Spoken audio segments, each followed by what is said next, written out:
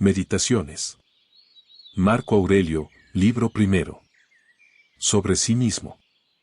En el cual Antonino recuerda que aprendió, y de quien, fueran padres, amigos o maestros, por su buen ejemplo o sus consejos. Cuando quieras alegrarte, piensa y medita en las buenas cualidades y dones especiales que has observado en quienes viven contigo, la laboriosidad de uno, la modestia de otro, la generosidad de un tercero. Nada puede alegrarte tanto como el reflejo de las virtudes que brillan en el carácter de quienes te rodean, sobre todo cuando se presentan todas juntas ante ti.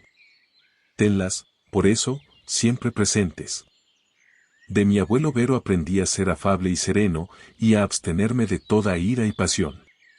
De la memoria y la fama de quien me engendró aprendí el pudor y un comportamiento viril.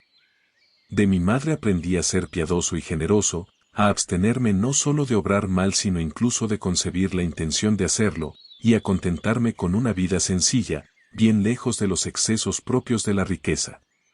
De mi bisabuelo aprendí a no frecuentar las escuelas públicas, sino a tener buenos maestros en casa, y a no reparar en gastos cuando de eso se trataba. De quien me crió aprendí a no apegarme a ninguno de los dos grandes bandos del circo, los verdes o los azules, ni a favorecer parcialmente a ningún gladiador en el anfiteatro. Aprendí a soportar el esfuerzo, a no necesitar muchas cosas, a hacer yo mismo lo que tuviera que hacer en vez de encargarlo a otros, a no meterme en asuntos ajenos y a no dar fácil oído a la calumnia. De Diogneto aprendí a no ocuparme en cosas vanas, y a no creer fácilmente lo que suelen decir quienes se jactan de hacer prodigios, ni en hechiceros o embaucadores que hablan de conjuros y de expulsar demonios. Aprendí a no criar codornices de pelea ni a apasionarme por esas cosas, a no ofenderme por la franqueza ajena y a inclinarme hacia la filosofía. A él le debo también haber escuchado primero a Baquio, después a Tandasis y Marciano, y haber escrito diálogos siendo joven, y haber tomado gusto por el catre y la piel de los filósofos, y por todas esas otras cosas que, según la disciplina griega, son propias de quien profesa la filosofía. A Rústico le debo haber concebido por primera vez la idea de que mi carácter necesitaba corrección y cuidado. Le debo también no haber caído en la ambición de los sofistas comunes, ni de escribir tratados sobre cuestiones teóricas, ni de exhortar a los hombres a la virtud mediante discursos públicos. Y no haber pretendido lucirme mostrándome activo o hábil en ejercicios físicos. Le debo haber abandonado el estudio de la retórica, la poesía y el lenguaje refinado. De él aprendí también a escribir cartas sin afectación, como la que él mismo escribió a mi madre desde Sinuesa, a estar dispuesto a reconciliarme fácilmente con quienes me hubieran ofendido, en cuanto ellos mismos lo desearan. A leer con atención, sin conformarme con un conocimiento superficial, ni a sentir sin más a lo que comúnmente se dice. A él le debo también haber conocido los comentarios de Epicteto, que él mismo me prestó de su propia biblioteca. De Apolonio aprendí la verdadera libertad, la firmeza inquebrantable, y a no atender a nada que no fuera la razón, ni siquiera un instante, a ser siempre el mismo hombre, tanto en los dolores más agudos como tras la pérdida de un hijo o durante una larga enfermedad.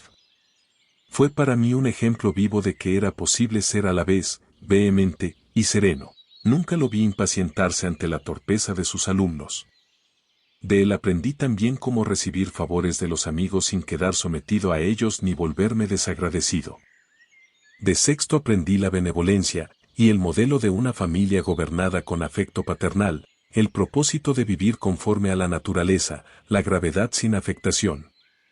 La atención cuidadosa a las disposiciones de mis amigos, la tolerancia hacia los ignorantes y hacia quienes opinan sin fundamento. Su trato era un ejemplo de cómo acomodarse a todos los hombres y compañías, de modo que su conversación, más agradable que la lisonja de cualquier adulador, era al mismo tiempo la más respetada. Tenía el don de hallar y ordenar, de manera racional y metódica, todos los principios necesarios para la vida. Jamás mostró el menor asomo de ira ni de otra pasión, y sin embargo era el hombre más afectuoso, gozaba de buena reputación sin hacer ruido alguno, era muy erudito, y sin embargo lo aparentaba poco. De Alejandro el Gramático aprendí a no censurar con dureza a nadie por un barbarismo, un solecismo o una mala pronunciación, sino a corregirlo con destreza, respondiendo o confirmando lo mismo dicho correctamente, sin señalar la palabra errada, una forma indirecta y cortés de advertir.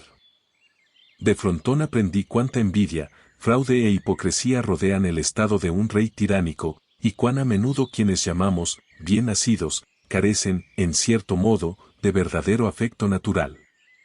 De Alejandro el Platónico aprendí a no decir, ni escribir en una carta, con frecuencia ni sin gran necesidad, no tengo tiempo, ni a excusarme siempre, bajo pretexto de asuntos urgentes. De los deberes que debemos a quienes nos rodean.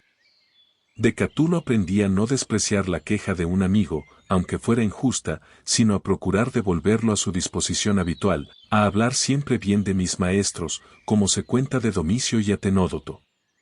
Y a amar de verdad a mis hijos. De mi hermano Severo aprendí a ser afectuoso con los míos, por él, conocí a Tracea, Elvidio, Catón, Dion y Bruto. Él me infundió la idea de una comunidad regida por la igualdad y la justicia, y de un reino donde nada importara más que el bienestar de los súbditos.